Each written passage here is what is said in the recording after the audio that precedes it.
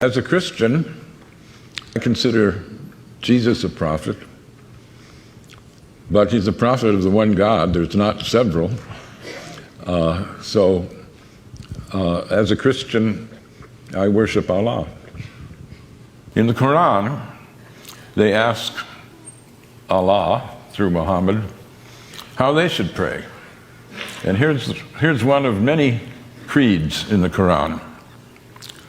We believe in God and in what was sent down to us and what was sent down to Abraham, Ishmael, Isaac, Jacob, and the 12 tribes, and what was given to Moses, Jesus, and all the prophets by the Lord. We make no distinction between any of them, and we devote ourselves to him in all of them. That's a very inclusive creed. The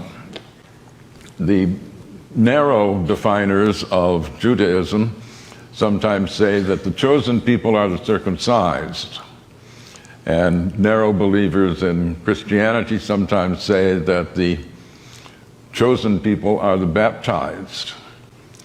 But the Quran says God's chosen people are all the monotheists from the beginning of the creation.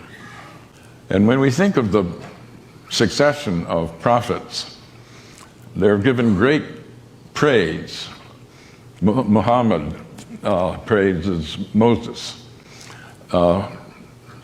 In some ways, the most important prophet before Muhammad, though they're all directly from God, it's Jesus.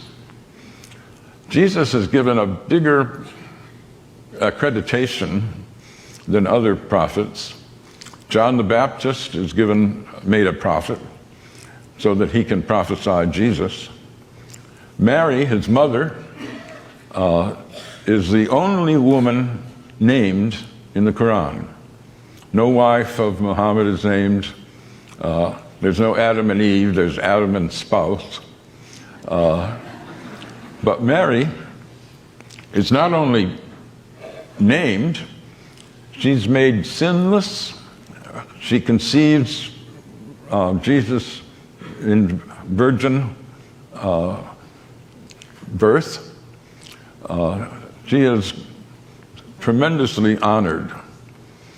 So one asks, if this is such an inclusive founding document of the religion, what is it that people object to?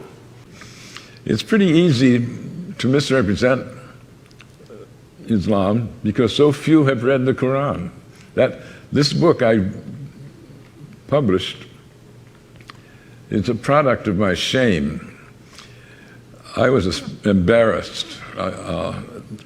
After 9/11, I was talking with a group of friends, academic friends, and we were wondering, is this really an Islamic event, the 9/11 attack?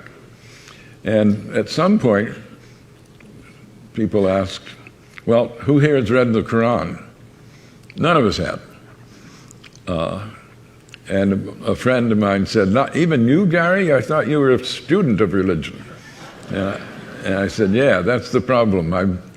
I'm totally ashamed. And so I went and have been trying to repair that stupidity ever since. But I've tried in a lot of venues to ask how many people have read the Quran. Dare I do it now? How many have read the Quran?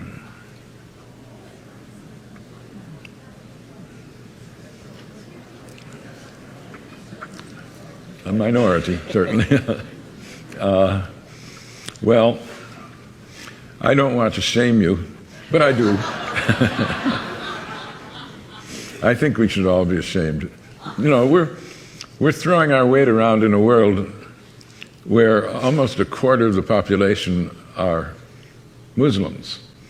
And not to know, how can you say the Islamic State is a false construct if you don't know what true Islam is.